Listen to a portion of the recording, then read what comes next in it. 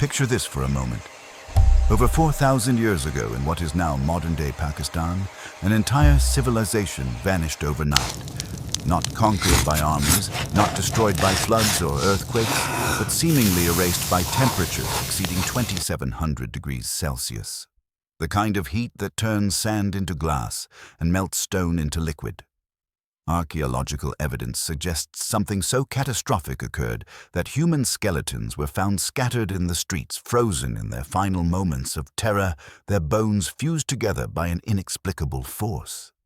Now imagine descending into a cave in Romania that has been sealed from the outside world for 5 million years.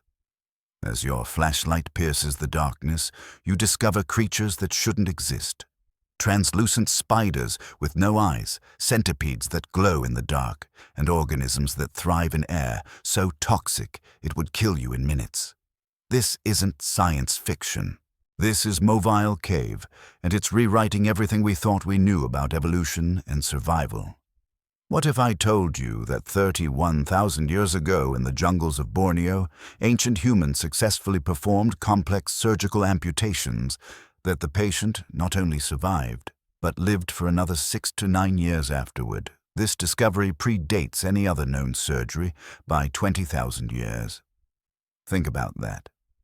While we've been taught that prehistoric humans were simple hunter-gatherers struggling to survive, they were actually performing medical procedures that wouldn't be seen again until the dawn of modern civilization. These aren't isolated incidents or wild conspiracy theories. These are documented archaeological discoveries that are forcing scientists worldwide to question everything we thought we knew about human history. From the frozen peaks of the Andes to the depths of underwater caves in Mexico, from ancient Mesopotamian ruins to mysterious structures hidden beneath Egyptian sands, a pattern is emerging that suggests our past is far more complex, far more advanced, and far more mysterious than any textbook has ever dared to admit. Today, we're diving deep into the top 10 archaeological discoveries that have left even the most skeptical scientists speechless. These aren't your typical ancient pottery shards or burial sites. These are paradigm-shifting findings that challenge the very foundation of human history. We're talking about evidence of advanced technologies that shouldn't have existed, creatures that defy the laws of evolution, and civilizations that possessed knowledge we're only beginning to rediscover with our most sophisticated modern equipment. What makes these discoveries even more intriguing is that many of them were found by accident. A farmer plowing his field, a construction worker digging a foundation, a spelunker exploring an unmarked cave. It makes you wonder what else lies hidden beneath our feet, waiting to overturn everything we believe about where we came from and what our ancestors were truly capable of. But here's where it gets really interesting. These discoveries aren't just random anomalies scattered across the globe. When you start connecting the dots, patterns emerge that suggest something profound. Ancient civilizations separated by thousands of miles and thousands of years share eerily similar knowledge symbols and technologies. How did the ancient Egyptians have traces of cocaine and nicotine in their mummies when these substances only existed in the Americas? Why do cultures that never had contact with each other all describe beings descending from the sky in remarkably similar ways? And perhaps most unsettling of all, why are we finding evidence of surgical procedures, astronomical knowledge, and engineering capabilities that rival or even surpass what we can do? Today, as we explore these mysteries together, I want you to keep an open mind. Some of what you're about to discover might challenge beliefs you've held your entire life. Others might confirm suspicions you've always harbored about the true nature of human history. But I promise you this, by the end of this journey, you'll never look at the past the same way again. Before we dive into these mind-bending discoveries, make sure you hit that subscribe button and ring the notification bell. Trust me, you don't want to miss what we uncover next, because if these 10 discoveries have taught us anything, it's that human history is still being written, one shocking revelation at a time. And who knows? The next earth-shattering discovery might happen tomorrow, next week, or might already be sitting in a museum basement, waiting for someone to realize its true significance. So buckle up, fellow truth seekers. We're about to embark on a journey through time and space across continents and civilizations, into caves that haven't seen light for millions of years and ruins that predate recorded history. This is more than just a countdown of archaeological finds. This is an investigation into the very nature of human existence, technological achievement, and the possibility that everything we've been taught about our origins might need to be completely rewritten. The evidence we're about to examine isn't hidden in classified government files or locked away in secret vaults. It's been published in peer-reviewed journals, displayed in museums, and discussed at archaeological conferences. Yet somehow these discoveries haven't made it into mainstream consciousness. They remain on the fringes, dismissed by some, ignored by others, but impossible to explain away by anyone who takes an honest look at the facts. To truly appreciate the magnitude of what we're about to explore, we need to understand the revolution that's currently taking place in archaeology. Gone are the days when excavation meant simply digging with shovels and brushes, hoping to stumble upon ancient artifacts. Today's archaeologists are armed with technology that would seem like magic to researchers just 50 years ago. Consider mography, a technique that uses cosmic ray particles called muons to see through solid rock and massive structures without disturbing a single stone. This is the same technology that revealed hidden chambers in the Great Pyramid of Giza spaces that had been sealed for over 4,000 years. Or take ancient DNA analysis, which can now extract genetic information from bones hundreds of thousands of years old, revealing migration patterns, dietary habits, and even diseases that afflicted our ancestors.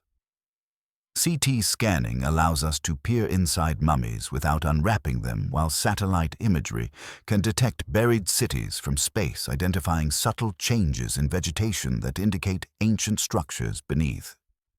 But here's the fascinating paradox. The more advanced our technology becomes, the more we realize how little we actually know about our past. Every breakthrough seems to raise 10 new questions. Every answered mystery reveals 3 more we didn't even know existed. It's as if human history is an iceberg, and we've only been studying the tiny portion visible above the surface. The traditional timeline of human civilization that most of us learned in school goes something like this. Humans evolved from apes in Africa, developed basic tools, discovered fire, invented agriculture around 10,000 years ago, built the first cities 5,000 years ago, and gradually progressed to where we are today. It's a neat linear progression from primitive to advanced, from simple to complex. But what if that timeline is fundamentally wrong? What if advanced civilizations rose and fell long before recorded history began? What if cataclysmic events periodically reset human progress, forcing survivors to start over from scratch? These aren't fringe theories anymore. Mainstream archaeologists are finding evidence that suggests human history might be cyclical rather than linear, with peaks of advancement followed by devastating collapses. The Younger Dryas period, which occurred roughly 12,800 years ago, is now recognized as a global catastrophe that dramatically altered Earth's climate. Sea levels rose by hundreds of feet. Entire species went extinct virtually overnight. Any coastal civilizations that existed would have been completely submerged. Is it coincidence that flood myths appear in virtually every ancient culture around the world, from Noah's Ark to the Epic of Gilgamesh, from Hindu Puranas to Native American legends? Cultures that had no contact with each other all describe a great deluge that destroyed an earlier world. Then there's the mounting evidence of advanced ancient knowledge that shouldn't exist according to conventional timelines. The Antikythera mechanism discovered in a Roman shipwreck is an analog computer that could calculate astronomical positions with stunning accuracy. It's so complex that nothing comparable would be created for another 1,000 years. The Baghdad battery appears to be an electrical device from 2,000 years ago. The Piri Reis map from 1513 accurately shows the coastline of Antarctica, which supposedly wasn't discovered until 1820 and has been covered in ice for millions of years. These anomalies force us to confront uncomfortable questions. How did ancient peoples move massive stone blocks weighing hundreds of tons? Why do pyramids appear on every inhabited continent? How did cultures separated by vast oceans develop nearly identical architectural techniques, astronomical knowledge, and religious symbols? The scientific establishment has traditionally dismissed such questions, attributing these similarities to coincidence or independent development. But as evidence accumulates, this position becomes increasingly difficult to maintain.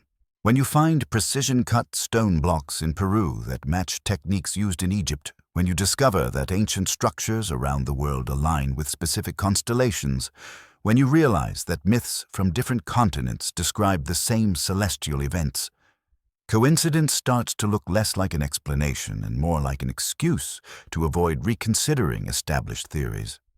There's also the spiritual and metaphysical dimension that modern archaeology often struggles to address.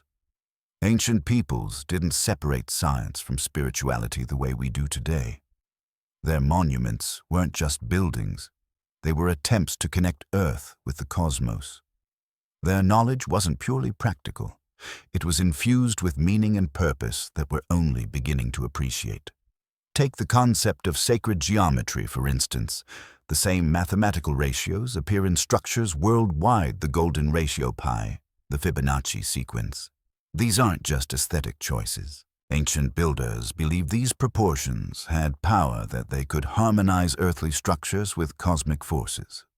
Modern studies on the effects of geometric shapes on consciousness and energy fields suggest they might have been onto something. The other crucial context to understand is how much ancient knowledge has been lost. The Library of Alexandria's destruction eliminated countless irreplaceable texts. The Spanish conquistadors burned nearly all Mayan codices. Chinese emperors ordered the destruction of historical records that contradicted official narratives. Wars, natural disasters, and deliberate suppression have created massive gaps in our understanding of the past. What survives often does so by accident or in fragments that provide tantalizing glimpses of lost wisdom. The Dead Sea Scrolls hidden in caves for 2,000 years. The Nag Hammadi texts buried to protect them from destruction. These discoveries remind us that for every artifact we find, countless others have been lost forever. We also need to acknowledge the role of interpretation in archaeology. The same evidence can support radically different theories depending on the assumptions and biases of those examining it. When archaeologists find an ancient structure, do they see a temple, a palace, or an astronomical observatory? When they discover unusual skulls, are they looking at natural deformation, intentional modification, or something else entirely? The lens through which we view the past inevitably shapes what we see. This brings us to perhaps the most important context of all: the courage required to challenge established narratives. Scientists who propose radical reinterpretations of evidence often face ridicule, loss of funding, and career destruction. Yet history shows us that paradigm shifts in understanding always face resistance before eventually being accepted. Continental drift was mocked before becoming plate tectonics. The idea that meteorites came from space was dismissed as peasant superstition. The notion that diseases were caused by invisible organisms was considered absurd. Today's archaeological heretics might be tomorrow's visionaries. The discoveries we're about to explore aren't accepted by everyone in the scientific community. Some are controversial, others are debated, and a few are so paradigm-shattering that many prefer to ignore them rather than grapple with their implications. But that's exactly why they're so important.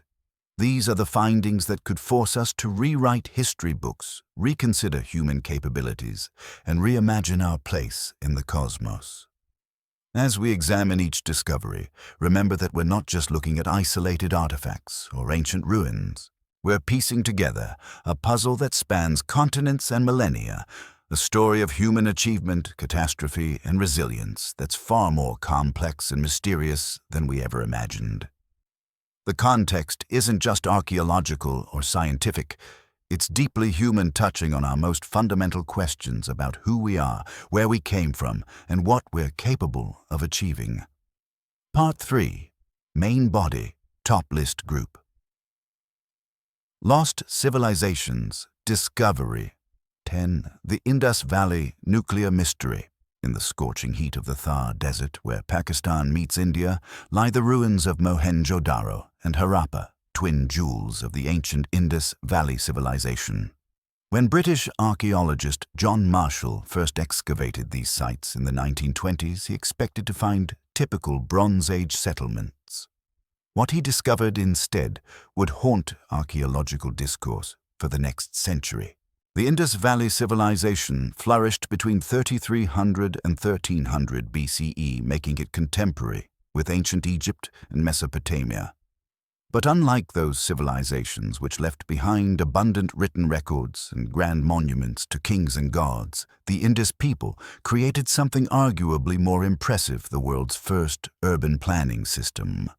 Streets laid out in perfect grids, sophisticated drainage systems that wouldn't be matched until Roman times, multi-story houses with private bathrooms and running water. This wasn't just a civilization, it was an engineering marvel that housed over 5 million people at its peak. But here's where the mystery deepens to an almost incomprehensible level. In 1972, researcher David Davenport made a discovery that defied all conventional explanation.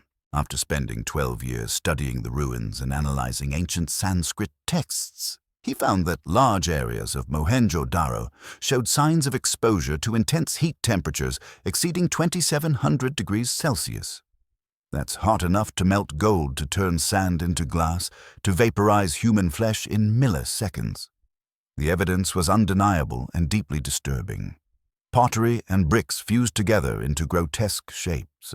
Stones crystallized and cracked as if subjected to sudden, extreme thermal shock. Most chilling of all were the skeletons, 44 of them scattered throughout the streets in positions suggesting they died instantly without warning. Some were holding hands, others appeared to be running. A few were found flattened against walls as if trying to shield themselves from something. When tested, these skeletons showed radiation levels 50 times higher than normal. Davenport mapped the destruction pattern and found something that sends chills down the spine of anyone familiar with nuclear physics. The damage radiated outward from a central point about 50 meters in diameter, where everything was completely vaporized. Moving outward, the destruction gradually decreased, exactly matching the blast pattern of a nuclear explosion. Buildings on one side showed signs of being blown over by a massive shock wave. The other side was shielded, creating blast shadows eerily similar to those found in Hiroshima. But this is where conventional archaeology hits a wall. Nuclear weapons were supposedly invented in 1945. The Indus Valley civilization ended around 1300 BCE. That's a gap of over 3,000 years. So what could possibly explain this evidence? Ancient Hindu texts might hold a clue, though their implications are so staggering that most scholars refuse to take them literally. The Mahabharata, one of India's oldest epics, describes a weapon called the Brahmastra, capable of destroying entire armies and leaving the land barren for generations. The text states, a single projectile charged with all the power of the universe. An incandescent column of smoke and flame as bright as 10,000 suns rose in all its splendor. It was an unknown weapon, an iron thunderbolt, a gigantic messenger of death, which reduced to ashes the entire race. The description continues with haunting accuracy. Corpses were so burned as to be unrecognizable. Hair and nails fell out. Pottery broke without apparent cause. Birds turned white. After a few hours, all foodstuffs were infected. To escape from this fire, soldiers threw themselves in streams to wash themselves and their equipment. Skeptics argue these are merely colorful metaphors, ancient poetry, not meant to be taken literally. But how do we explain the physical evidence? Some theorize a meteorite strike, but no impact crater exists. Others suggest natural gas explosions, but the temperature and radiation levels don't match. The most controversial theory, one that would revolutionize our understanding of human history, is that an advanced prehistoric civilization possessed nuclear technology, and used it, whether accidentally or deliberately, destroying themselves in the process. What makes this even more intriguing is that Mohenjo-Daro isn't unique. Similar vitrification, the process of turning sand and rock into glass through extreme heat, has been found in the Gobi Desert, the Sahara, Scotland, and the American Southwest. Are these all evidence of an ancient global civilization that destroyed itself?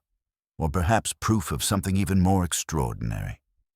The sudden disappearance of the Indus Valley civilization remains one of archaeology's greatest mysteries.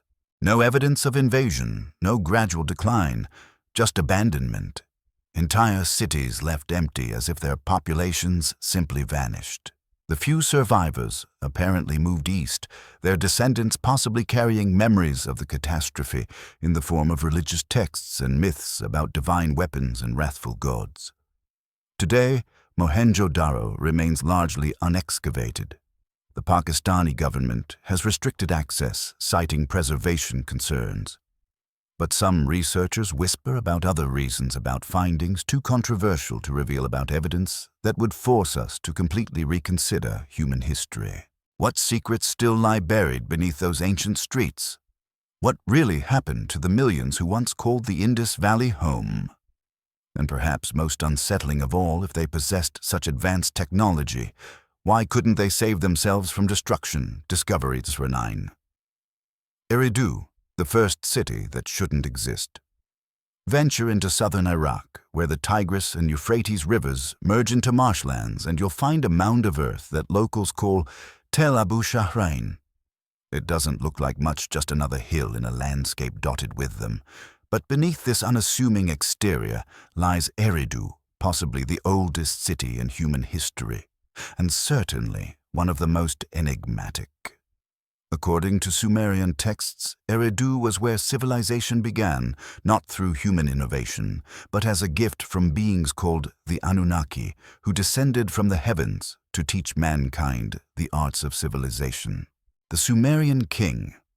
List a historical document that most archaeologists treat with extreme skepticism, claims Eridu's first kings ruled for tens of thousands of years.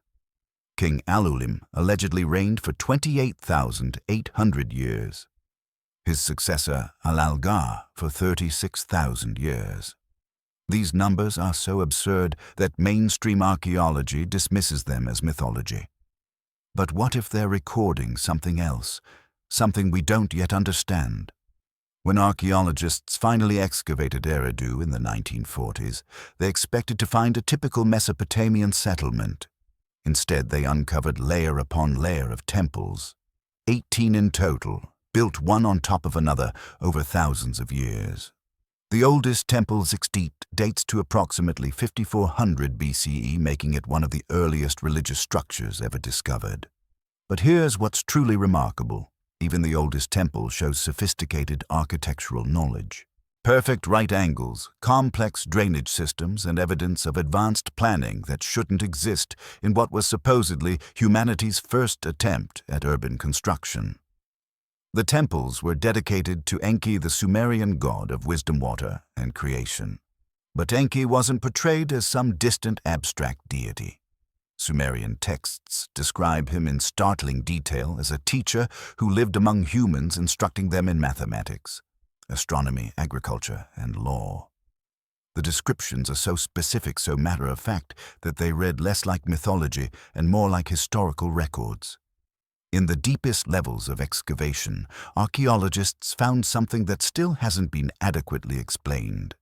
A type of pottery appeared suddenly with no developmental stages, no primitive precursors. It's as if advanced ceramic technology just materialized out of nowhere. The same pattern appears with writing. Cuneiform script didn't evolve gradually from simple pictures to complex symbols. It appeared fully formed, capable of expressing abstract concepts and complex mathematics from its earliest iterations. Even more puzzling are the fish remains found in offering deposits throughout the temple layers. Not local fish from the nearby rivers, but deep-sea species from the Persian Gulf over 100 miles away.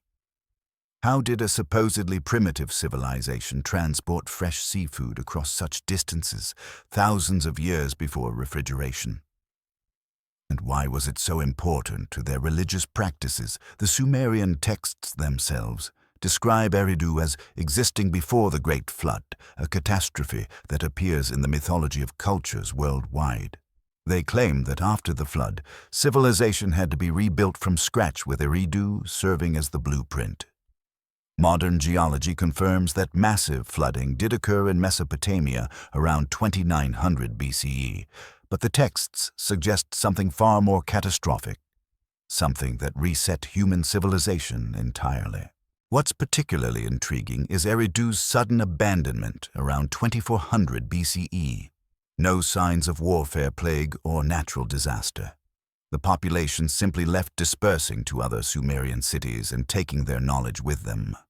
It's as if Eridu had served its purpose and was no longer needed. But what was that purpose? Recent satellite imaging has revealed something extraordinary. Beneath the visible ruins lie geometric patterns extending far beyond the excavated area. These subsurface anomalies suggest a much larger complex, possibly covering several square kilometers. Ground-penetrating radar indicates chambers and passages that haven't been explored, structures that predate the known temples by potentially thousands of years. The implications are staggering. If Eridu really was humanity's first city, it suggests our ancestors possessed knowledge and capabilities far beyond what conventional history attributes to them. The city's layout shows understanding of advanced mathematics, astronomy, and engineering. Its religious texts describe technologies and concepts that wouldn't be discovered for millennia. Some researchers have noted striking parallels between Eridu and the biblical Garden of Eden. Both were paradise-like places where humanity received divine knowledge. Both were located in Mesopotamia between great rivers. Both were lost due to human transgression. Even the names are linguistically similar. Could the Garden of Eden be a cultural memory of humanity's first city, a place where we truly did receive the knowledge that separated us from our animal ancestors? Today, Eridu sits in a military zone largely inaccessible to researchers. The few archaeologists who've been permitted to visit report that much of the site has been damaged by modern construction and looting. Whatever secrets remain buried, they may be lost forever. But perhaps that's fitting for a city that exists at the boundary between history and myth, between the human and the divine, between what we know about our past and what we can only imagine. Discovery, Great Gunung Padang. The impossible pyramid, hidden beneath the lush vegetation of West Java, Indonesia, stands a hill that locals have long considered sacred. They call it Gunung Padang, meaning mountain of enlightenment. For generations it was thought to be just another natural formation topped with ancient stone terraces, perhaps a few thousand years old at most. But in 2010, geologist Danny Hillman Natawijaja began an investigation that would challenge everything we thought we knew about the dawn of civilization. Using ground-penetrating radar seismic tomography and core drilling, Hillman's team made a discovery that sent shockwaves through the archaeological community. Gunung Padang isn't a natural hill at all. It's a massive, multi-layered pyramid, possibly the oldest man-made structure on Earth. Carbon dating of core samples suggests construction began at least 20,000 years ago, with some samples yielding dates as far back as 27,000 years. To put that in perspective, that's 15,000 years before the agricultural revolution, 20,000 years before the pyramids of Egypt during the last ice age, when humans were supposedly nothing more than primitive hunter-gatherers. The structure is enormous, covering approximately 15 hectares and rising nearly 30 meters from its base. It consists of 5 distinct layers, each representing different construction periods spanning thousands of years. The oldest and deepest layer shows the most sophisticated construction techniques with precisely cut basalt columns arranged in complex patterns that suggest advanced architectural knowledge. As you move up through the layers, the construction actually becomes less sophisticated, as if the builders were gradually losing their technological capabilities over time. What's most remarkable is what the core drilling revealed. The pyramid contains internal chambers and passages, some filled with a strange organic material that's been deliberately placed there. Analysis shows this material was put there during construction, not accumulated naturally. Even more intriguing, the chambers appear to have been deliberately sealed as if the builders were preserving something for future discovery. The basalt columns used in construction aren't local. They were quarried from sites several kilometers away and somehow transported up the mountain. Each column weighs between 200 and 300 kilograms. There are thousands of them arranged with mathematical precision. The angles, the spacing, the orientation, all show understanding of geometry and engineering that shouldn't have existed in the Stone Age. But here's where it gets truly controversial. Hillman's team detected what appears to be a large chamber near the pyramid's center, approximately 15 meters below the surface. Ground-penetrating radar suggests it's rectangular, about 10 meters by 10 meters, with what might be a corridor leading to it.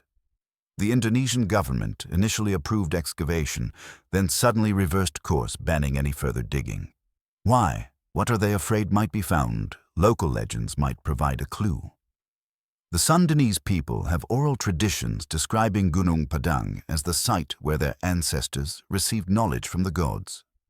They speak of a time when divine beings walked among humans, teaching them the arts of civilization before a great catastrophe forced them to leave. The pyramid, they say, was built to preserve this knowledge for future generations when humanity would be ready to receive it again. The orientation of the structure adds another layer of mystery. Like many ancient monuments worldwide, Gunung Padang is precisely aligned with cardinal directions and certain astronomical phenomena. The top terrace points directly at Mount Gede, an active volcano considered sacred in local mythology. But more intriguingly, the entire structure seems designed to channel and focus energy. Some researchers have measured unusual electromagnetic anomalies around the site, particularly near the suspected chamber. The implications of Gunung Padang's age are staggering. If the dating is correct, it means advanced civilization existed during the Ice Age. It means humans were capable of massive construction projects, complex planning, and sophisticated organization 20,000 years before we invented agriculture. It completely demolishes the conventional timeline of human development. Critics argue the dating must be wrong, that natural processes could have created the structure, that the core samples were contaminated.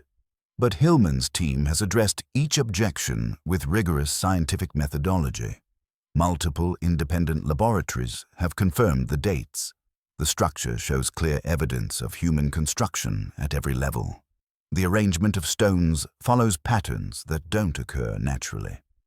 What's particularly frustrating for researchers is that Gunung Padang might be just the tip of the iceberg. Satellite imagery has identified similar hill formations throughout Indonesia that could be buried pyramids. Local traditions speak of an entire network of sacred sites connected by underground passages. But without permission to excavate, these potential discoveries remain buried, their secrets locked away.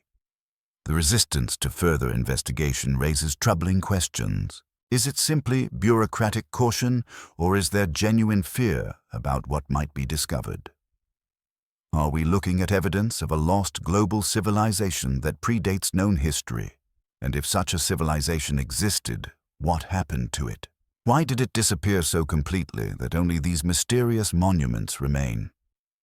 Perhaps most thought-provoking is what Gunung Padang suggests about human potential.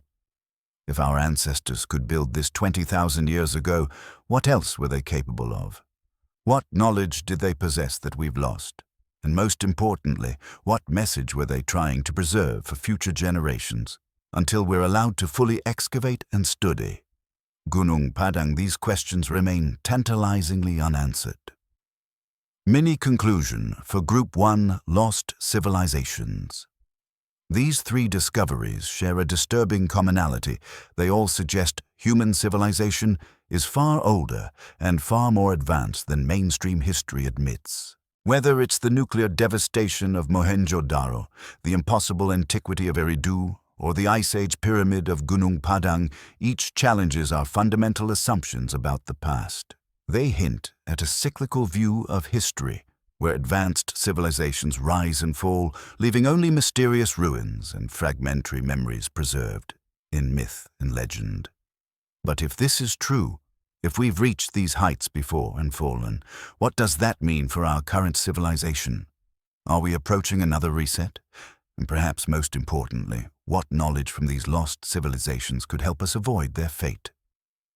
Group 2. Mysterious Creatures. Discovery number 7. Mobile Cave, Evolution's Secret Laboratory. In 1986, Romanian construction workers were testing ground stability for a new power plant near the Black Sea. When their equipment detected an underground void, they broke through into a chamber that had been sealed from the outside world for 5.5 million years. What they found inside would revolutionize our understanding of evolution, survival, and the very limits of life on Earth.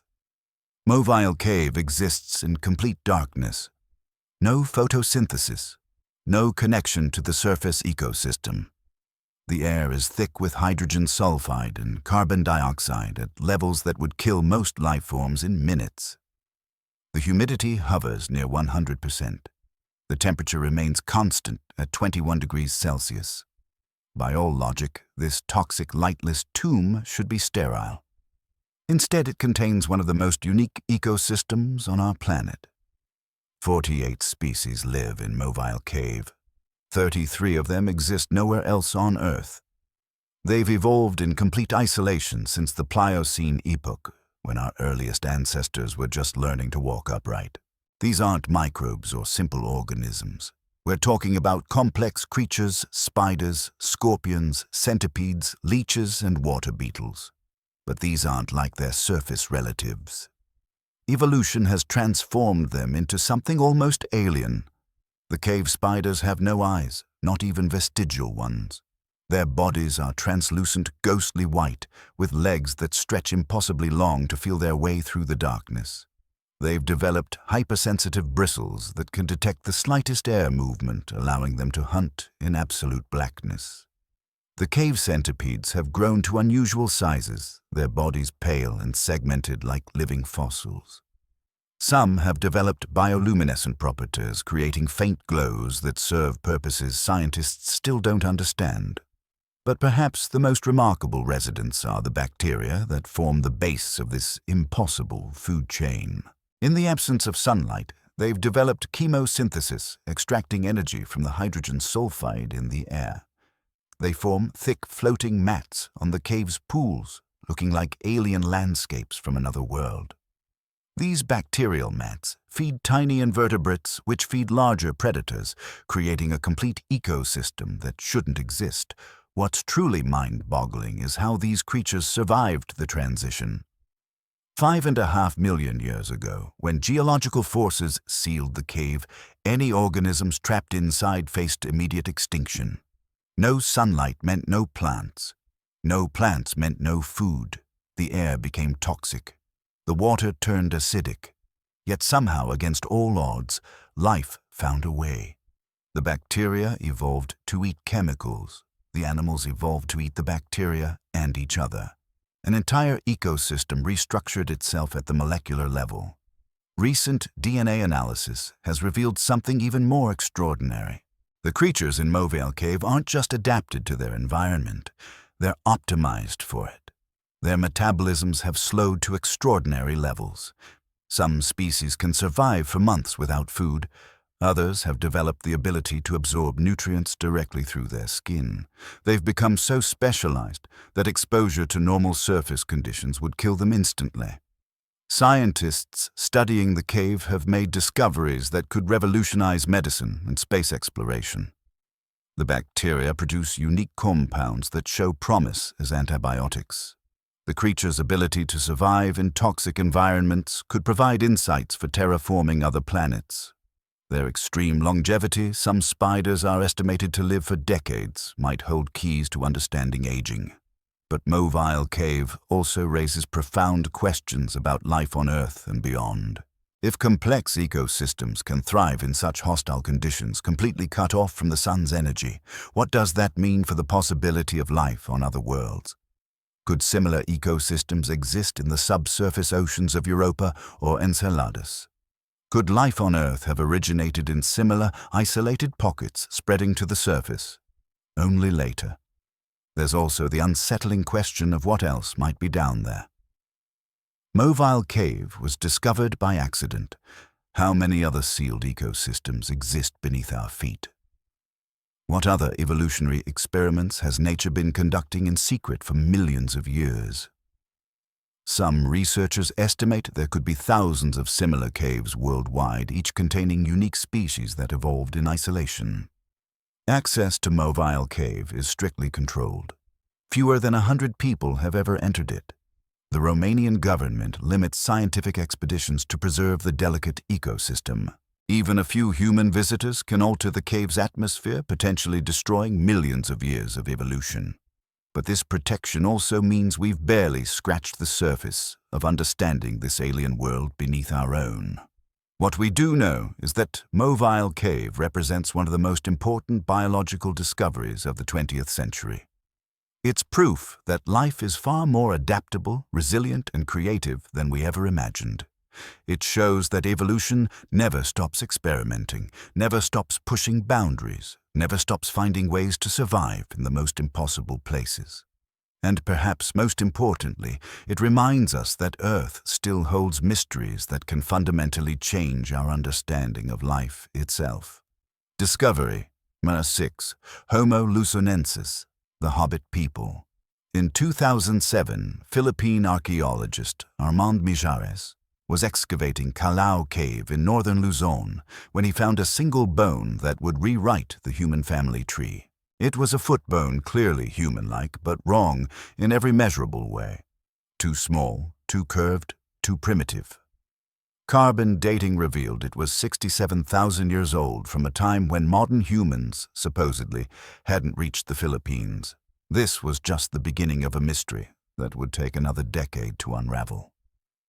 By 2019, Mijares and his team had recovered enough fossils to make a shocking announcement. They had discovered an entirely new species of human. Homo luzonensis, as they named it, wasn't just another archaic human variant.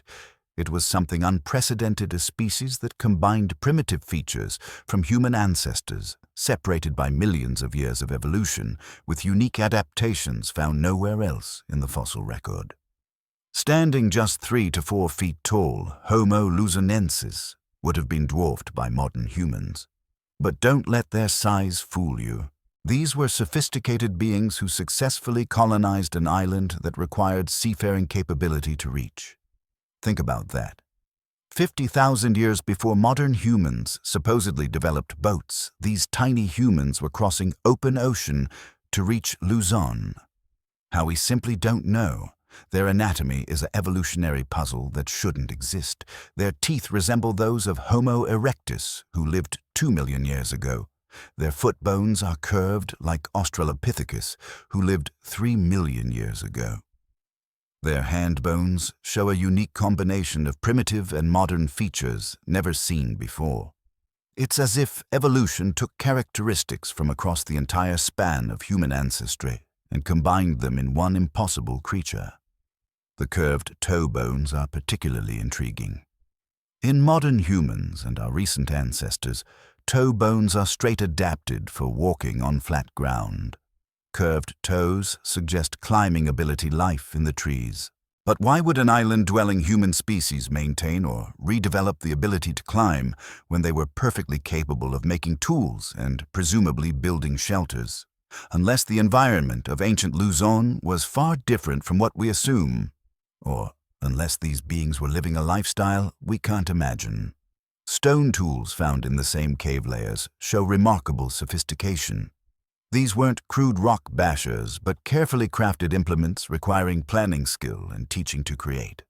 Cut marks on animal bones show systematic butchering techniques.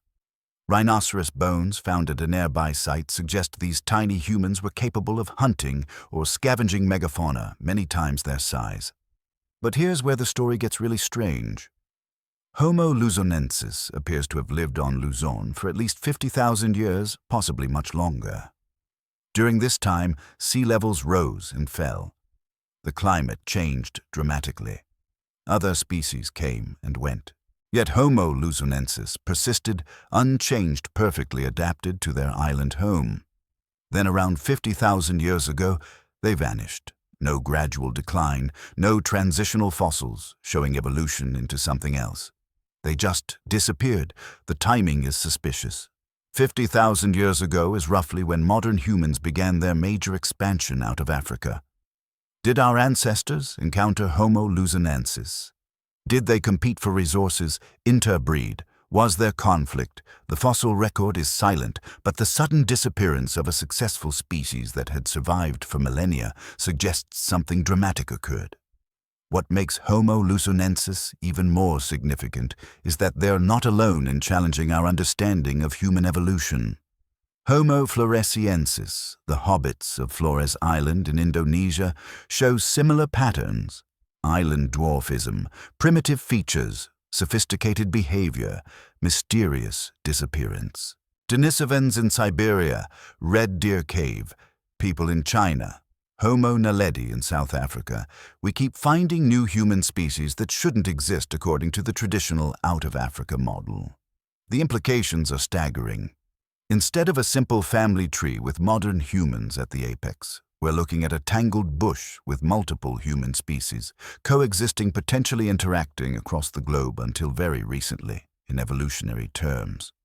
Some researchers suggest that up to 7 different human species might have been alive simultaneously 50,000 years ago. Earth wasn't home to just one type of human, but was a planet of diverse humanity. Local legends add another layer to the mystery. Throughout Southeast Asia, indigenous peoples tell stories of little people living in the forests. The Aita people of the Philippines have oral traditions about small, dark-skinned beings who lived in caves and possessed special knowledge about plants and animals. Similar stories exist in Indonesia, Malaysia, and Australia. Are these cultural memories of encounters with other human species? It seems impossible, yet the consistency of these legends across diverse cultures is hard to dismiss. Today, Kalau Cave continues to yield secrets. Each excavation season brings new fossils, new questions, new challenges to our understanding of human evolution. The cave system extends for miles, underground, mostly unexplored. Who knows what other evidence of Homo luzonensis, or perhaps even more unknown species, lies waiting in the darkness? The existence of Homo luzonensis forces us to confront an uncomfortable truth: we don't really know where we came from. The simple story of human evolution we learned in school is wrong. Reality is far more complex, far more interesting, and far more mysterious. How many other human species lived and died without leaving fossils for us to find? How many times did intelligence evolve independently? And perhaps most importantly, what crucial evolutionary advantages did Homo sapiens possess that allowed us to survive while all our cousins vanished? Discovery Subra 5. The Vampire Snails of Karaftu. Cave deep in the Zagros Mountains of Kurdistan, where the borders of Iraq and Iran blur into ancient tribal territories, there exists a cave system that shepherds have avoided for generations. They call it Karaftu, and they warn their children never to enter after dark. For centuries, these warnings were dismissed as superstition. Then, in 2018, a team of biologists discovered why the locals' fears were entirely justified. The expedition was routine documenting cave fauna for a biodiversity survey. The team expected to find the usual cave dwellers: blind fish, albino insects, maybe some interesting bacteria. What they found instead was a creature that challenged everything we thought we knew about gastropod evolution. A snail with fangs. Not metaphorical fangs, not tooth-like structures, actual fangs sharp as needles, hollow like hypodermic syringes capable of injecting substances into prey. The discovery was so unprecedented that it took 3 years of genetic analysis to confirm what they were seeing wasn't a mutation or mistake. This was a new species that had evolved one of the most remarkable feeding adaptations ever observed in mollusks. The snail itself is a contradiction in terms. Its shell is translucent, almost glass-like, allowing observers to see the creature's internal organs. This transparency isn't just for show. It serves as perfect camouflage in the cave's mineral-rich pools, where crystalline formations are common. The snail becomes virtually invisible, a ghost predator waiting in water that looks empty to the untrained eye. But it's the feeding mechanism that truly sets this species apart. The fang's technically modified radular teeth can extend up to 3 millimeters from the snail's mouth. For a creature only 15 millimeters long, that's proportionally like a human having foot-long fangs. These fangs don't just pierce, they inject. Preliminary analysis suggests the snail produces a complex cocktail of proteins that liquefies prey tissue from the inside out. The hunting behavior is even more remarkable. Unlike typical snails that graze on algae or decomposing matter, these vampire snails are active predators. They've been observed hunting in coordinated groups, something previously thought impossible for gastropods. They communicate using chemical signals, creating trails that other snails can follow. When they locate prey, usually small crustaceans or insect larvae, they attack simultaneously from multiple angles. What's truly disturbing is what happens next. The snails don't just feed on their prey, they preserve it. Using a combination of their venom and a secreted resin, they create small larders in cave crevices where paralyzed but still living prey can be stored for weeks. Researchers have found these caches containing dozens of victims in various stages of consumption, some still alive despite missing significant portions of their bodies. The evolutionary path that led to these adaptations is a complete mystery. DNA analysis shows the vampire snails diverged from their nearest relatives approximately 2 million years ago. But there are no intermediate forms, no fossils showing gradual development of fangs. It's as if they appeared fully formed, perfectly adapted to their role as cave predators. Environmental analysis of Karraf-2 Cave reveals why such extreme evolution might have occurred. The cave has been geologically isolated for at least 1 million years. Water enters only through microscopic fissures in the rock, bringing minimal nutrients. In this starving environment, the pressure to evolve efficient predation would have been enormous. But that doesn't explain how snails, typically the prey, rather than predators, made such a dramatic evolutionary leap. There's evidence these snails might not be confined to Karraf-2. Similar cave systems throughout the Zagros Mountains have yielded shell fragments with the same translucent quality. Local folklore speaks of ghost worms in sacred pools that must be appeased with blood offerings. Archaeological evidence shows ancient peoples conducted ritual bloodletting ceremonies at cave entrances throughout the region. Were they feeding something they feared? Recent experiments have revealed another unsettling characteristic. The vampire snails show remarkable intelligence for invertebrates. They can navigate mazes, remember successful hunting grounds, and even demonstrate what appears to be individual recognition of other snails. Brain tissue analysis shows unusual neural development, with clusters of neurons resembling primitive ganglia, typically seen in much more complex organisms. The venom itself has attracted attention from pharmaceutical companies. Initial tests show compounds that could revolutionize anesthesia and tissue preservation. One protein appears to stop cellular degradation indefinitely while keeping cells technically alive. The implications for organ transplantation and emergency medicine are staggering.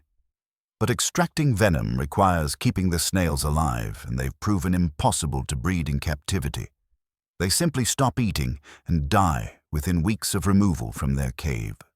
Perhaps most unnervingly, the vampire snails seem to be evolving rapidly.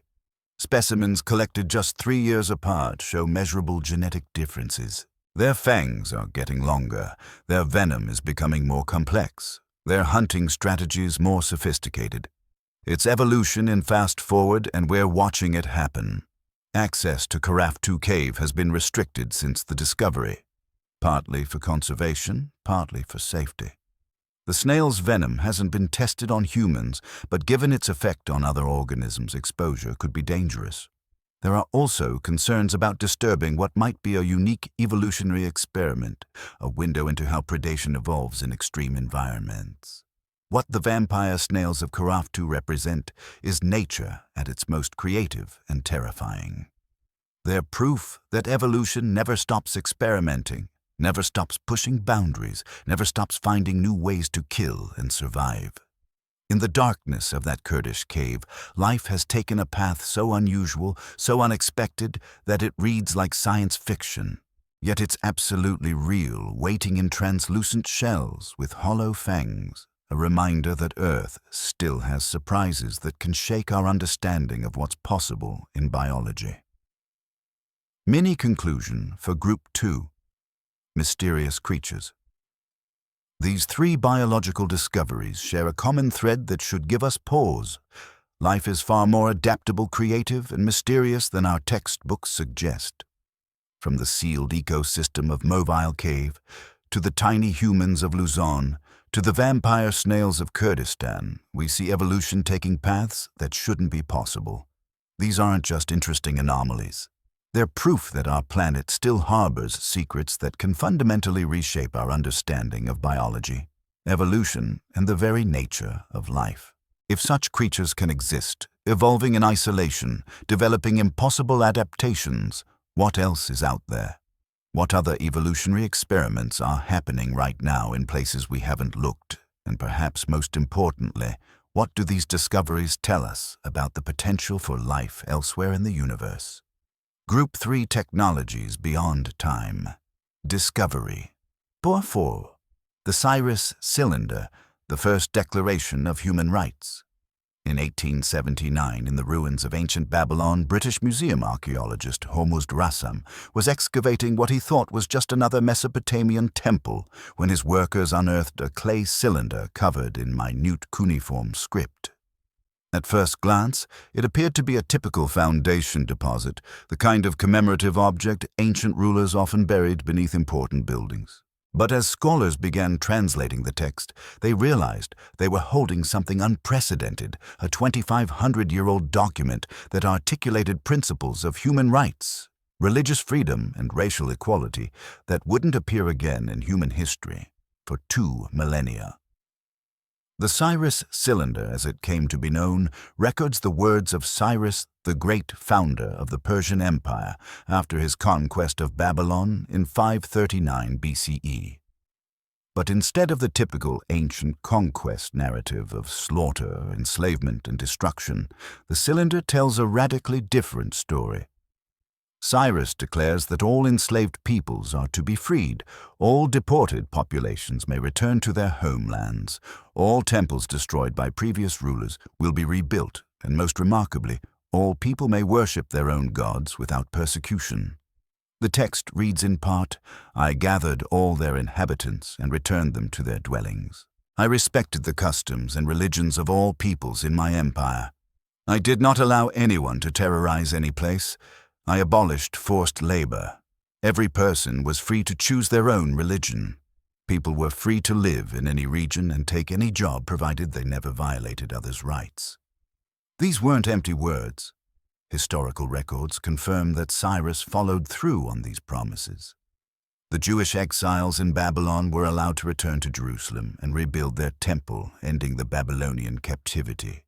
This act was so significant that Cyrus is the only non-Jewish figure in the Hebrew Bible to be designated as a Messiah. Religious minorities throughout the empire were not just tolerated, but actively protected. Local customs were preserved rather than suppressed. But here's what makes the Cyrus Cylinder truly extraordinary. It represents a complete paradigm shift in how power was conceived and exercised in the ancient world. Every other conquest narrative from this period celebrates domination, demands submission, threatens terrible punishment for resistance. The Cyrus Cylinder does the opposite.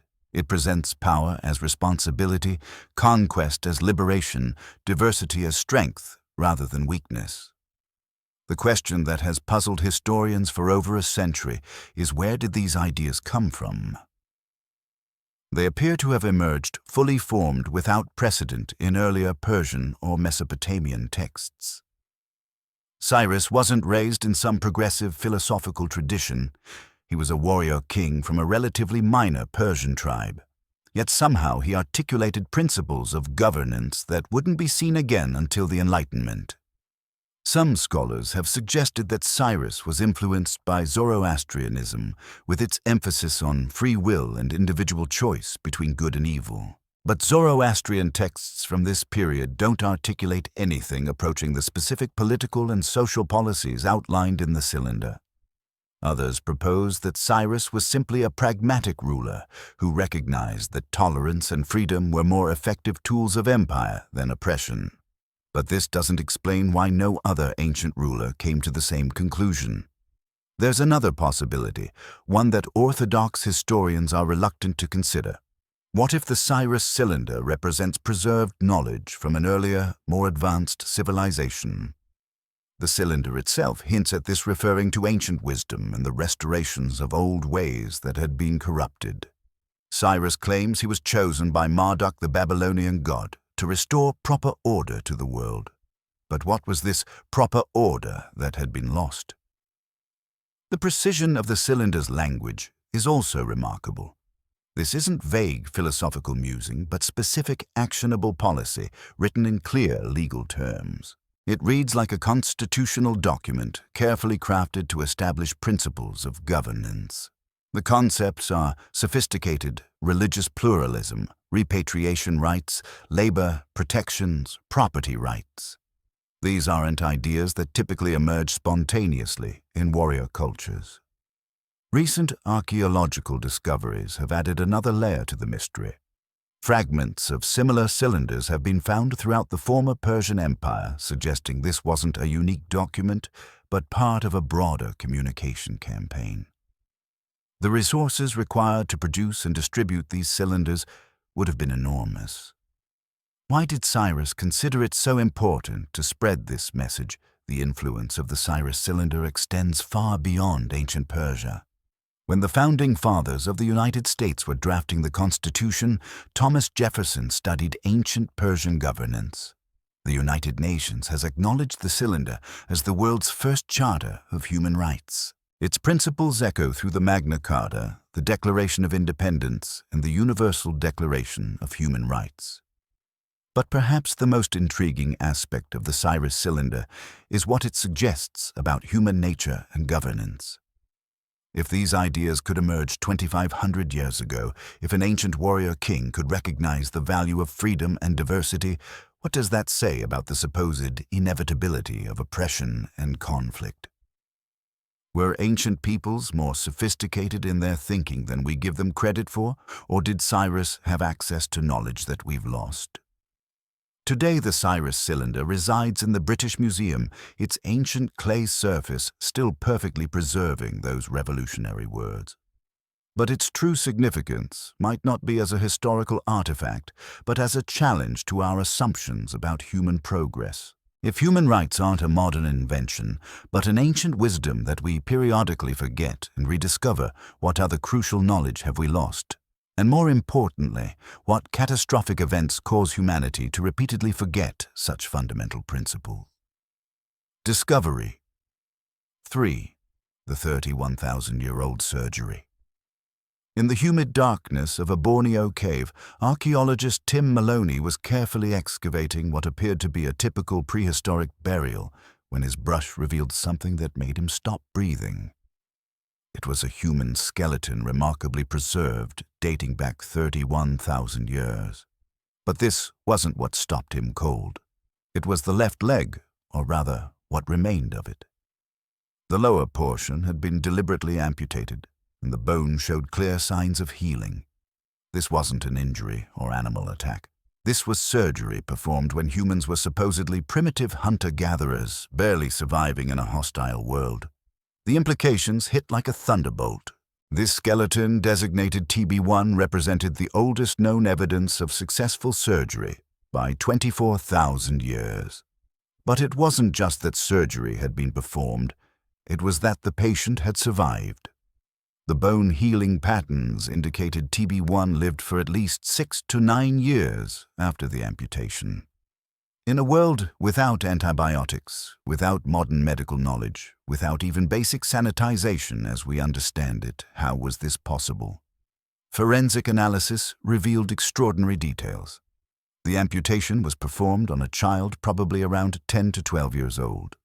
The cut was clean, precise, made with a tool sharp enough to slice through bone without shattering it. The surgeon, and we must call them that, knew exactly where to cut to avoid major blood vessels. They understood that leaving a flap of skin to cover the stump would promote healing. They somehow prevented infection in a tropical environment where a simple scratch can turn septic. But the technical skill displayed is only part of the mystery. Consider the social implications. This child, missing a leg in a hunter-gatherer society, was cared for during recovery and for years afterward. They were fed, protected, helped to move integrated into the community, despite being unable to contribute to hunting or gathering in traditional ways.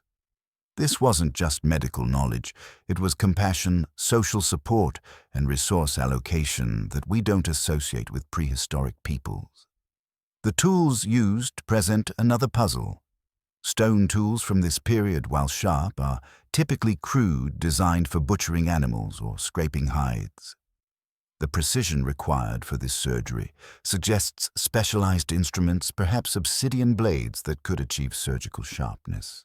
But no such tools have been found.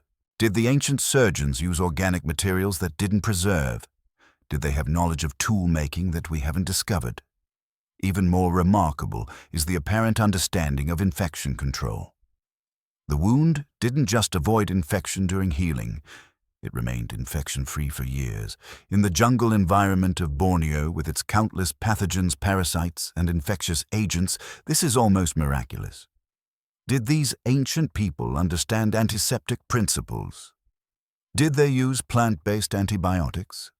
The indigenous peoples of Borneo do have extensive knowledge of medicinal plants, some of which modern science has confirmed have antibiotic properties. Is this knowledge 31,000 years old?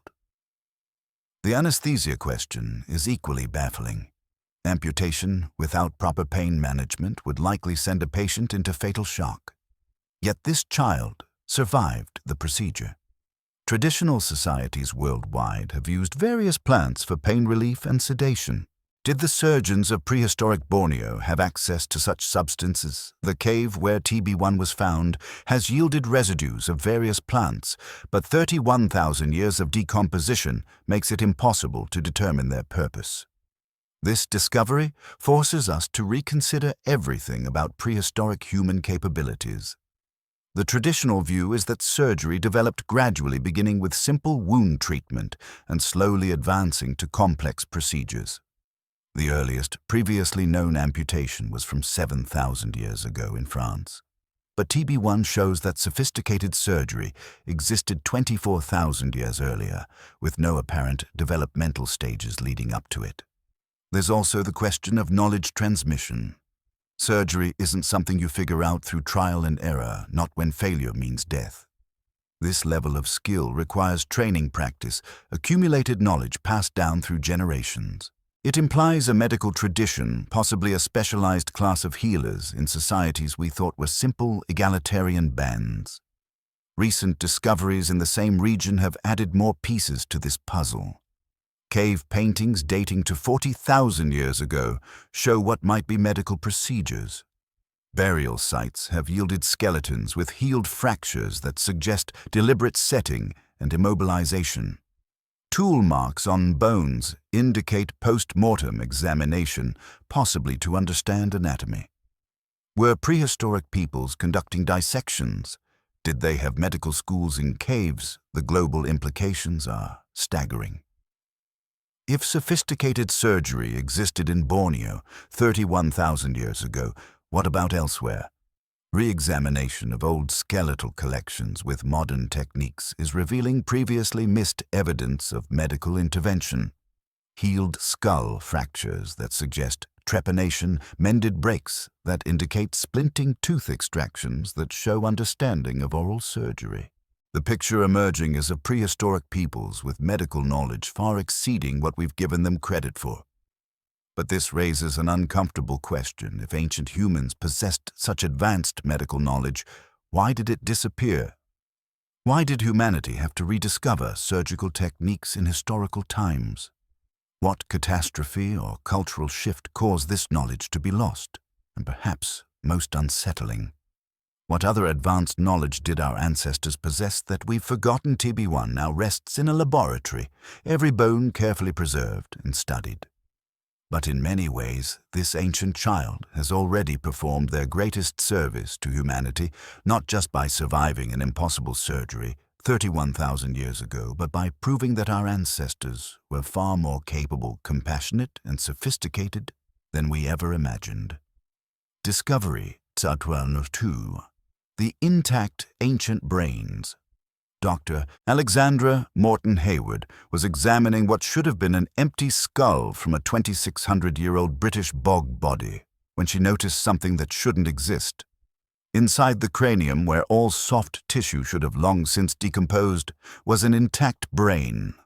Not fossilized, not mummified in the traditional sense, but soft, with visible structures, as if its owner had died recently, rather than millennia ago. This discovery would launch an investigation that would document over 4,000 cases of preserved ancient brains and reveal one of the most puzzling phenomena in archaeology. The brain, conventional wisdom tells us, is among the first organs to decompose after death. Its high fat and water content make it particularly vulnerable to decay. Within days of death, enzymes begin breaking down brain tissue. Within weeks, it liquefies. Within months, it's gone entirely. Yet here was a brain that had survived for over 2.5 millennia, and it wasn't unique. The Heslington brain, as the British specimen came to be known, showed extraordinary preservation. Scanning electron microscopy revealed intact neurons, blood vessels, and cellular structures. Protein analysis detected over 800 different proteins, still present, some maintaining their original folding patterns. This wasn't just preservation of shape. It was preservation at the molecular level. But the Heslington brain was just the beginning. Morton Hayward's team began a systematic review of archaeological literature and museum collections. They found references to preserved brains everywhere in Egyptian tombs, Peruvian mountaintops, European peat bogs, Arctic permafrost, medieval graves, and shipwrecks. The oldest dated back 10,000 years. The youngest were just centuries old. They occurred in every climate, every soil type, every burial condition. What made these discoveries even more bizarre was the selective nature of preservation. In most cases, the brain was the only soft tissue that survived. Hearts, lungs, muscles, all gone. But the brain remained. In some bodies, even the bones were more degraded than the brain tissue. It was as if some unknown process specifically protected neural tissue while allowing everything else to decay normally. Chemical analysis revealed a potential clue. In many preserved brains, proteins had undergone a process called aggregation, forming tight molecular clusters resistant to decomposition. Iron compounds seemed to play a crucial role, catalyzing reactions that essentially turned brain proteins into a natural plastic. But this explanation raised more questions than it answered. Why did this process occur in some brains but not others? Why didn't it affect other organs with similar protein content? The preservation patterns defied logic.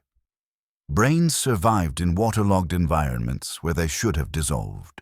They persisted in dry conditions where they should have desiccated. They endured in warm climates where bacterial decay should have been rapid. There was no common factor, no unifying explanation. Each preserved brain seemed to be a unique accident of chemistry and circumstance. But perhaps most intriguing were the implications for neuroscience.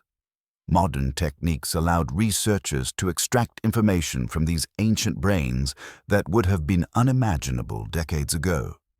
DNA sequencing revealed genetic disorders, pathogen infections, and population relationships.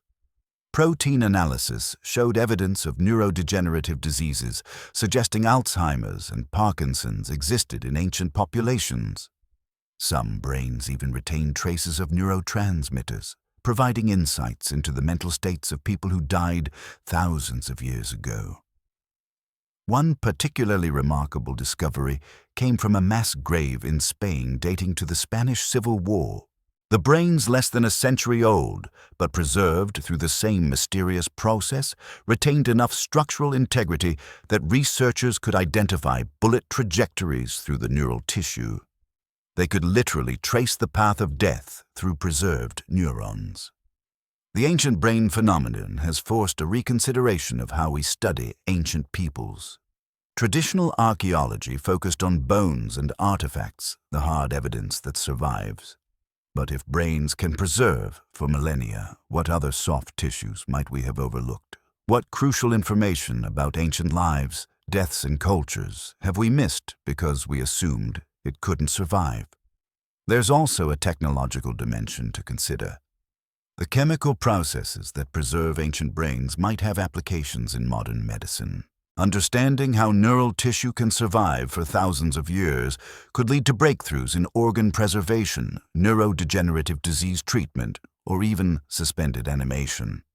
Several biotech companies are now studying ancient brain chemistry, hoping to unlock nature's secret to long-term tissue preservation. But the mystery deepens with each new discovery. Recent finds include preserved brains from underwater archaeological sites, where constant water flow should have washed away all organic material. Others come from volcanic ash deposits, where extreme heat should have vaporized all tissue instantly.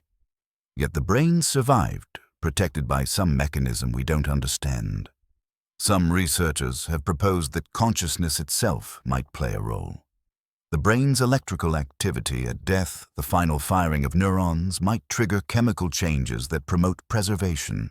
It's a radical idea bordering on metaphysical, but the conventional explanations have all fallen short. Could the moment of death create conditions that accidentally immortalize the organ that housed consciousness? The preserved brain phenomenon also raises philosophical questions. These organs once contained memories, personalities, the essence of individuals who lived millennia ago.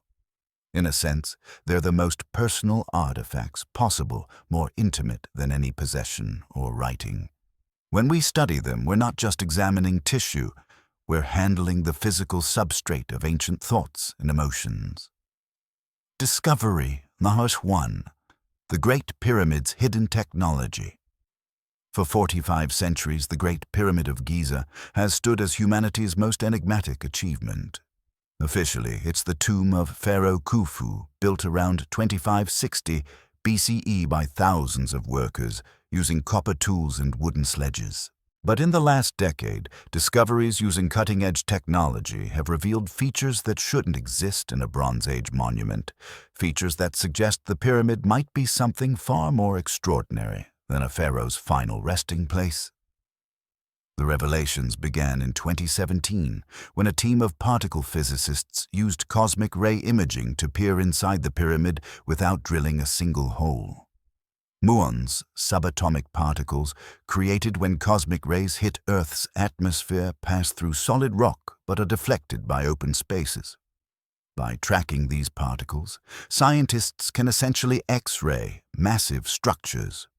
What they found defied all expectations, a massive void at least 100 feet long, hidden above the Grand Gallery. This wasn't a construction gap or structural necessity. This was a deliberately created space that had remained secret for 4,500 years. But the void was just the beginning. Ground-penetrating radar revealed a corridor behind the pyramid's northern face sealed since construction. Electromagnetic surveys detected anomalies suggesting metallic objects or structures within the pyramid's core. Thermal imaging showed temperature variations that couldn't be explained by conventional architecture. The pyramid wasn't solid stone as long believed. It was honeycomb with chambers, passages, and features we're only beginning to discover. The construction itself presents impossibilities that mainstream archaeology struggles to explain. The pyramid contains approximately 2.3 million stone blocks, some weighing up to 80 tons. These weren't rough-hewn rocks, but precisely cut blocks, fitted together with tolerances of less than a millimeter. The casing stones, mostly removed now, but originally covering the entire structure, were polished to mirror perfection and placed with such precision that not even a knife blade could fit between them. The mathematics embedded in the pyramid's design suggests knowledge that shouldn't have existed in ancient Egypt. The structure encodes pi to several decimal places. Its dimensions relate to Earth's circumference with stunning accuracy. The pyramid's location at 30 degrees north latitude places it exactly 1/3 of the distance from the equator to the North Pole. Its orientation to true north is accurate to within 3/60ths of a degree more precise than any modern building. But it's the pyramid's potential function that has researchers most intrigued and divided. Engineer Christopher Dunn has proposed that the pyramid was a power plant designed to generate and transmit energy. His analysis points to several features: the Grand Gallery's resonant design that could amplify sound waves, the Queen's Chamber's salt deposits suggesting chemical reactions, the precisely machined granite coffer in the King's Chamber that rings like a bell when struck. The choice of materials supports this theory. The pyramid incorporates granite containing quartz crystals that exhibit piezoelectric properties, generating electricity when compressed. The limestone blocks contain magnesium, making them slightly conductive. The original capstone was reportedly made of electrum, a naturally occurring alloy of gold and silver that's highly conductive. Together, these materials could theoretically create a large-scale electrical device. Recent experiments have added credibility to these ideas. Researchers have detected electromagnetic energy focusing around the pyramid's chambers and underneath its base. The structure seems to concentrate electromagnetic waves in its internal chambers and under its base where a hidden chamber might exist. This isn't pseudoscience. It's published in peer-reviewed journals by respected physicists. Water erosion patterns inside the pyramid suggest another puzzle. The subterranean chamber shows signs of water flow that couldn't have occurred after construction. Some theorists propose the pyramid incorporated flowing water as part of its function, possibly for cooling chemical processes or energy generation. Ancient texts describe the pyramid surrounded by water channels, though these are usually dismissed as symbolic. The precision of the pyramid's construction suggests technologies we can't explain. The granite beams in the King's Chamber are cut and polished to optical precision. Drill holes show evidence of drilling speeds that modern diamond-tipped drills struggle to match. Tool marks on granite suggest saws with cutting edges, possibly made of diamonds 1,500 years before iron tools supposedly existed in Egypt. There's also the question of the pyramid's age. Orthodox Egyptology dates it to 2560 BCE based on a few inscriptions and carbon dating of mortar. But geologist Robert Schoch's analysis of weathering patterns suggests parts of the Giza complex could be much older, possibly predating the end of the last ice age. Water erosion on the Sphinx and its enclosure indicates prolonged exposure to rainfall, which hasn't occurred in Egypt for thousands of years before the supposed construction date. The pyramid's internal design suggests acoustic properties that seem intentional. The King's Chamber resonates at specific frequencies that match brainwave patterns associated with altered consciousness. Ancient texts describe initiation rituals performed in the pyramid that induced mystical experiences. Were the builders creating a technology for consciousness alteration? Perhaps most intriguingly, similar pyramids worldwide share these anomalous features. Electromagnetic anomalies, acoustic properties, astronomical alignments, and construction techniques that defy explanation. It's as if pyramid builders everywhere were following a common blueprint working toward a common purpose we no longer understand. Recent discoveries keep adding to the mystery. In 2022, a 9-meter corridor was discovered behind the pyramid's entrance, its purpose unknown. Robots exploring narrow shafts have found metal pins and mysterious symbols. Every investigation seems to reveal new questions rather than answers. Mini conclusion for Group 3. Technologies beyond time. These four technological mysteries share a profound implication. Our ancestors possessed knowledge and capabilities that challenge everything we believe about the development of human civilization.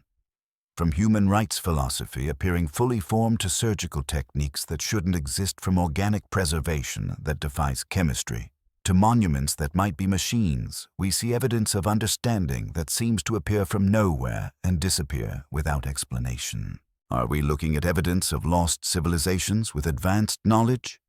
Or did ancient humans develop these capabilities independently, only to lose them repeatedly through catastrophe or cultural change? The pattern suggests humanity's relationship with knowledge isn't linear progress, but a cycle of discovery, loss, and rediscovery that we're only beginning to understand. Part 4. Connecting the Threads. As we step back and examine these 10 discoveries together, a pattern emerges that's both fascinating and deeply unsettling. These aren't isolated anomalies scattered randomly across time and geography. They're pieces of a larger puzzle that, when assembled, suggests a radically different story of human history than the one we've been taught. Consider the temporal distribution of these mysteries. We have evidence of advanced capabilities spanning from 27,000 years ago at Gunung Padang to just centuries ago with preserved brains in European graves. This isn't a single lost civilization or a brief golden age. It's evidence of advanced knowledge, appearing, disappearing, and reappearing throughout human history. The surgical precision in prehistoric Borneo, the nuclear signatures in ancient India, the human rights philosophy in ancient Persia, they all point to capabilities that emerge fully formed without apparent precedent, then vanish without explanation. The geographic spread is equally telling. Every inhabited continent has yielded evidence of advanced ancient knowledge. Indonesia, Pakistan, Iraq, Romania, Philippines, Iran, Egypt, Peru. These discoveries span the globe. Yet despite the vast distances and supposed lack of contact between these regions, we see remarkable similarities. Pyramid structures with acoustic properties, precision stone cutting, advanced medical knowledge, astronomical alignments. Either ancient peoples were far more connected than we believe, or they independently discovered the same advanced principles, which seems even less likely. Perhaps most intriguing is the nature of the knowledge itself. It's not just technical capability, but understanding of fundamental principles. The ancient surgeons didn't just know how to cut, they understood infection shock and healing. The pyramid builders didn't just stack stones, they understood resonance, electromagnetic properties, and astronomical cycles. The Cyrus Cylinder doesn't just proclaim freedom, it articulates a sophisticated philosophy of human dignity and governance. This isn't primitive knowledge slowly developing, it's advanced understanding appearing wholesale. The preservation patterns are particularly puzzling. Why do some things survive while others disappear? We have intact brains from thousands of years ago, but no written records explaining the medical knowledge of those who performed prehistoric surgeries. We have massive stone monuments, but no clear documentation of how they were built. It's as if certain types of knowledge were deliberately preserved, while others were allowed to vanish, or perhaps were intentionally destroyed. There's also the recurring theme of isolation and revelation. Mobile caves sealed for millions of years reveals impossible evolution. Gunung Padang, buried under vegetation, hides the world's oldest pyramid. The chambers in the Great Pyramid, sealed since construction, contain mysteries we're only now discovering. It's as if Earth itself has been preserving evidence, keeping it hidden, until we developed the technology to find and understand it. The role of catastrophe appears repeatedly in these stories. The Indus Valley civilization's sudden destruction, the disappearance of Homo luzonensis, the abandonment of Eridu, the loss of surgical knowledge that had to be rediscovered. These aren't gradual declines, but sudden endings suggesting periodic catastrophes that reset human progress. The Younger Dryas, massive floods, volcanic eruptions, possibly even more exotic disasters. Our planet's history is punctuated by events that could erase civilizations and force survivors to start over. But perhaps the most profound pattern is the challenge these discoveries pose to human exceptionalism. We're not the pinnacle of a steady progression from primitive to advanced. We might not even be the most advanced humans to have lived on Earth. The capabilities demonstrated by our ancestors, performing complex surgery with stone tools, building monuments we struggle to replicate, understanding principles we're only rediscovering, suggest that human potential has always been extraordinary. It's not evolution that's changed, but circumstances, knowledge preservation, and possibly factors we don't yet understand. The biological discoveries add another dimension to this picture. The vampire, snails evolving in isolation, Homo luzonensis developing unique adaptations, the creatures in Mobile Cave thriving in impossible conditions. They all demonstrate that life is far more creative and adaptable than we imagined. If evolution can produce such extraordinary results in isolation, what other pockets of impossible life exist on our planet? What other human species might have developed capabilities we can't imagine? The technological implications are staggering. If the Great Pyramid is indeed some form of ancient technology, if prehistoric peoples understood surgery and medicine at an advanced level, if ancient civilizations possessed knowledge of nuclear physics or other exotic sciences, then our entire understanding of technological development needs revision. Technology might not be a modern invention, but a rediscovery of ancient principles. There's also the disturbing possibility that knowledge is being actively suppressed or hidden. The restrictions on excavating Gunung Padang, the limited access to Mohenjo-Daro Cave, the classified findings from various archaeological sites. Are these just protective measures, or is their information considered too paradigm-shifting to release? The pattern of discoveries being made, then, disappearing from public discourse, suggests that not all ancient mysteries are meant to be solved, at least not publicly. The spiritual and consciousness dimensions of these discoveries can't be ignored either. The acoustic properties of pyramids that affect brain waves, the preservation of brains as if consciousness itself plays a role, the consistent appearance of flood myths and sky beings in disconnected cultures. They all hint at aspects of reality that materialist science struggles to address. Perhaps our ancestors understood connections between consciousness, energy, and physical reality that we've lost in our reduction of everything to matter and motion. Part 5. Conclusion. As we reach the end of this journey through time and mystery, one thing becomes crystal clear: everything we thought we knew about human history needs to be reconsidered. These aren't just interesting anomalies or curious footnotes to add to archaeology textbooks. These are paradigm-shattering discoveries that demand a complete reimagining of humanity's past, present, and future. The evidence we've examined isn't hidden in secret government vaults or locked away in private collections. It's published in scientific journals, displayed in museums, discussed at academic conferences. Yet somehow these discoveries remain on the margins of mainstream consciousness, their implications too revolutionary to be fully acknowledged.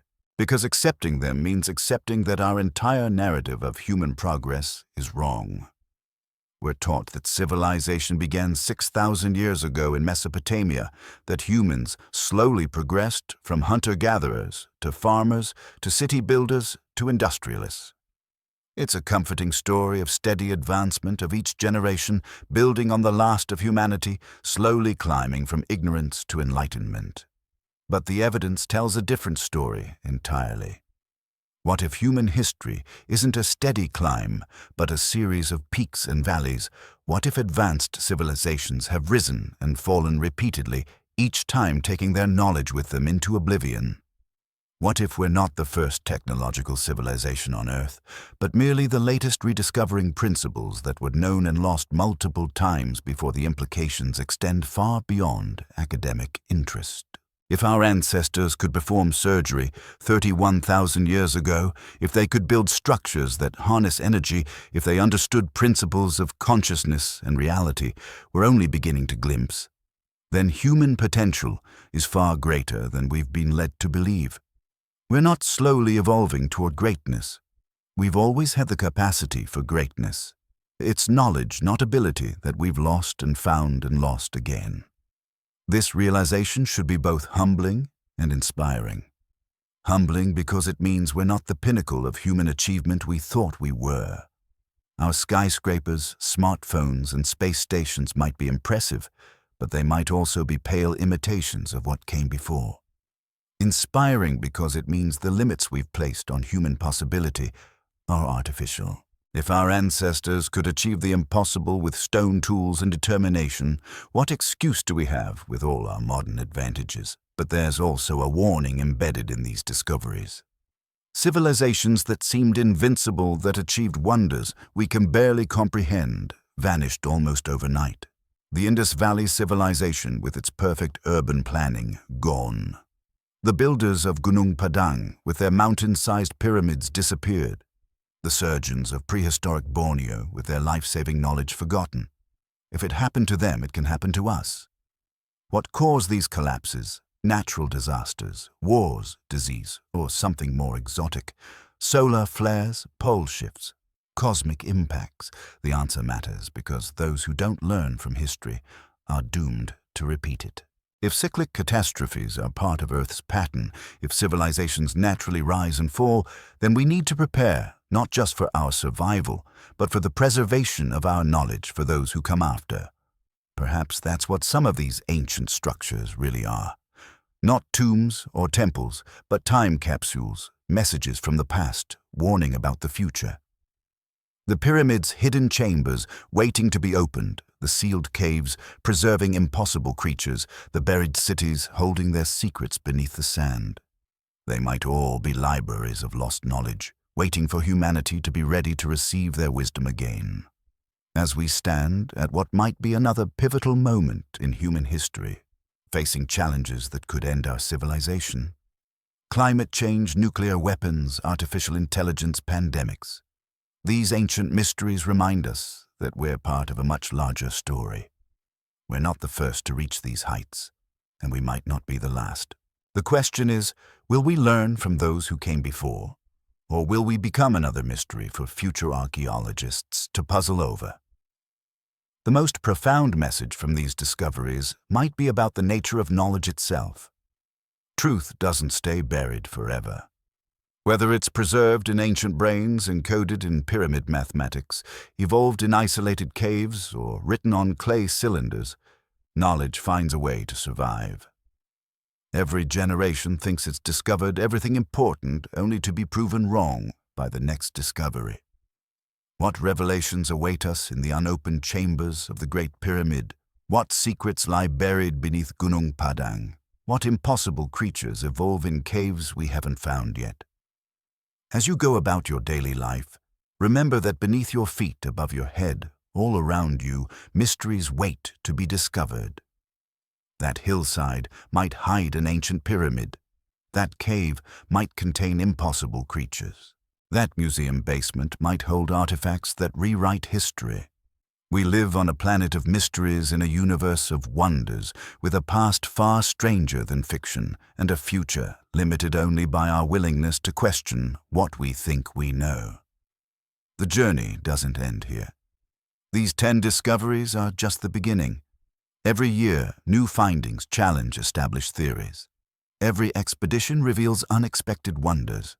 Every technology we develop to peer into the past shows us how little we really understand. The greatest discovery might happen tomorrow, next week, or might have already happened, and sits waiting for someone to recognize its significance. So I leave you with this challenge question, everything. Don't accept the standard narrative just because it's what you were taught. Look at the evidence with fresh eyes. Consider the impossible. Because if these discoveries have taught us anything, it's that the impossible happens all the time. Ancient humans performed miracles with stone tools. Evolution creates wonders in the darkness. Civilizations rise to heights we can barely imagine, then vanish like morning mist. We are living in the age of revelation, where technology allows us to finally peer behind the veil of time and see the truth about our past. What we're finding isn't what we expected. It's far more mysterious, far more advanced, and far more wonderful than anything in our textbooks. The real history of humanity is still being written one shocking discovery at a time. If you found this journey through the impossible as mind-blowing as I did, hit that subscribe button and ring the notification bell. Share this video with anyone who still believes the conventional version of history. Leave a comment telling me which discoveries shocked you the most or what mysteries you think we should explore next. Because this is just the beginning. The rabbit hole goes deeper than any of us imagined, and together we're going to explore every dark corner, every hidden chamber, every impossible truth. Remember, the greatest mystery isn't what we've lost from the past, but what we haven't yet discovered about ourselves. We are capable of more than we know, inheritors of a legacy we're only beginning to understand, standing on the shoulders of giants, whose names we've forgotten, but whose achievements surround us. The evidence is there, waiting in museums, buried in the earth, encoded in ancient texts, preserved in impossible ways. All we have to do is look, question, and never stop wondering. Until next time, keep your mind open, your questions sharp, and your sense of wonder alive. Because in a world where ancient brains survived for millennia, where tiny humans sailed across oceans 50,000 years ago, where pyramids might be machines and snails evolve fangs, anything is possible. The truth isn't out there. It's right here, right now, all around us, waiting to be discovered. And the next world-changing discovery might be made by someone just like you, who dared to question what everyone else accepted, who looked where no one else was looking, who believed in the impossible. The mysteries continue. The adventure never ends. And the truth, as always, is stranger than fiction.